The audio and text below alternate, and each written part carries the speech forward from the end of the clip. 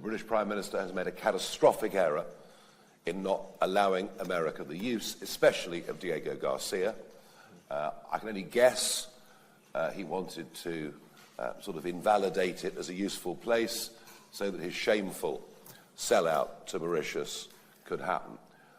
Trump is obviously very, very angry. But the fact that we did nothing other than forbid the Americans from being operational didn't stop Iranian missiles being fired at Cyprus. And then, of course, the Prime Minister U-turned the other way and said you can use the bases, and then we weren't going to send anybody to the Gulf, and now we are going to send people to the Gulf, and frankly, we're all over the place. And it seems that the Prime Minister has upset the Americans, he's upset the Cypriots, he's upset much of the Middle East, and whilst he may be right not to commit us militarily to direct involvement, the truth is we couldn't do it anyway. We haven't got a Royal Navy. And when the American president said this, we thought it was an outrageous insult, but now we have the First Sea Lord saying exactly the same thing. So, you know, it has raised some very, very important issues. Hormuz, obviously very, very crucial. You asked the question, would it be fair? Is it fair?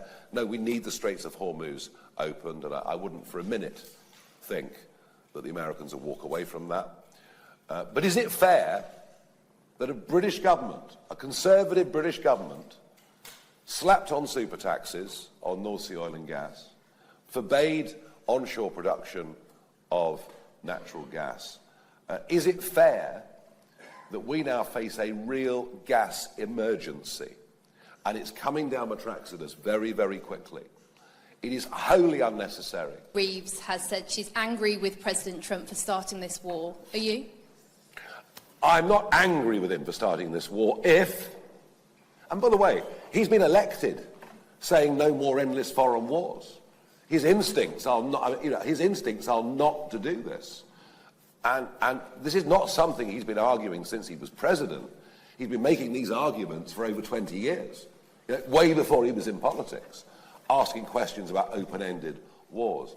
So what is it that, okay, Israeli encouragement, I understand that.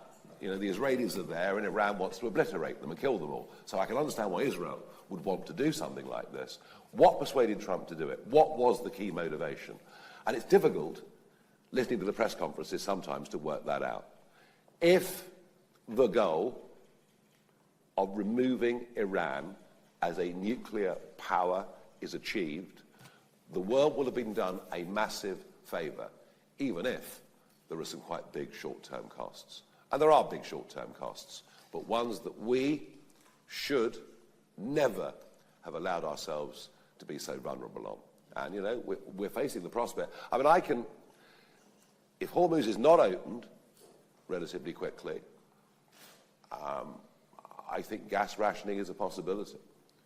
You know, gas rationing is a possibility by late summer this year. Are we going to go on relying on increased food imports, energy imports, strategic material imports, if there are alternatives to do it ourselves? And I think the whole world is now moving to a perspective where it judges things on national interest. And I think Keir Starmer's comments about the European Union yesterday showed he is out of date, doesn't get with where the world has moved. I remember doing a debate against Nick Clegg, a head-to-head live debate against Nick Clegg, and the issue of the development of a European army became a key part of that debate. It became a very important part of the debate in the referendum, and the Leave side generally believed better to put our faith in NATO than to believe that European countries, which at the time were only spending 1% of their budgets on defence, was the way to go. As the European defence policy has developed, one of the big boasts is that by Europe all clubbing together, they can all spend even less on defence. I don't see any prospect of a coherent European defence force where people can agree and work together, and to go too far down that road would be a horrendous mistake. Trump is not going to leave NATO, all right? He's very, very angry with us right at the moment, but you could argue he's done NATO a favour by making people start to pay a little bit more money into it.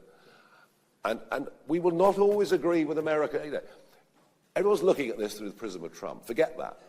think about any American president, and there are things they will do that we will agree with and things they will do that we will disagree with. But we have to face up to one absolutely bleak and brutal reality, and that is that without America we are defenseless. Defenseless.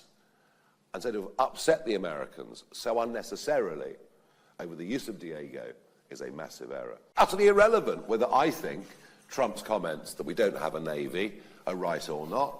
I mean, some might say that taking 3 weeks and 1 day to get a single naval vessel to Cyprus was an indication we weren't in good order. You might also say that John Healey, the Defence Secretary, incapable of answering a simple question about what was our current naval capability, contributed towards the reasons that Trump has said that. But forget what I think, it's irrelevant.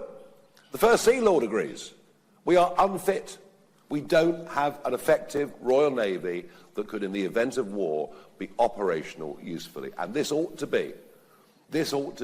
fiasco over the Navy ought to be the biggest wake-up call, the biggest security wake-up call this country has had in decades. I've spoken to him many times about NATO, and basically, I mean, look, he wants America to be a powerful global force. He is deeply worried about the rise and influence of the Chinese Communist Party, unlike our Prime Minister, who seems to welcome it, and many of his friends and supporters. And to do that, America has to have a global footprint. And there are roughly 15 operational American bases within NATO countries. Is he going to leave NATO and sacrifice all of that? No, I don't think he is. Does he feel, as successive American presidents since Kennedy have felt, that NATO has been a free ride for the Europeans on the back of American taxpayers, and a level of commitment that America makes to Europe that they generally think would not be reciprocated the other way? So there's nothing new in this. It's just the way Donald Trump expresses things gives them a little bit more impact. So no, if Trump was to leave NATO, that would take America into an isolationist position. Now there are some in the Republican Party that do take that view. Absolutely. But I don't for a minute believe Trump is one of them. Trump wants the rest of NATO to act in concert with him. And as I say, we didn't have to send what's left of the Royal Navy to join the war. But what we did by obstructing was a very, very big mistake. Jelajahi cara baru mendapatkan informasi. Download MetroTV Extend sekarang.